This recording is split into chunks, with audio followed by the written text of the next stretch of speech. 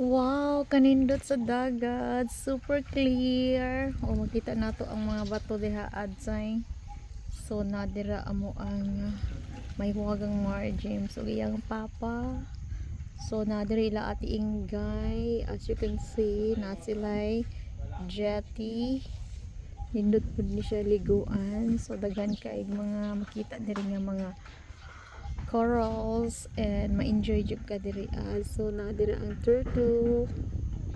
So na siya arat na mo diri sa Samal Island og ayaw kalimti mag-stop over diri sa Eagle's Nest Beach Resort. So pohon naa nami kubo diha og dili na mo mainitan. So kana lang guys.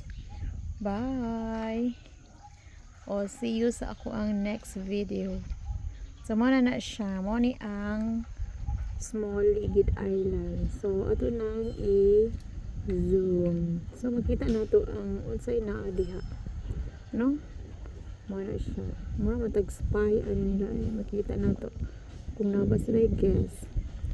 How about diri sa Big Ligid Island? Mo na siya ang itsura sa Ligid Island.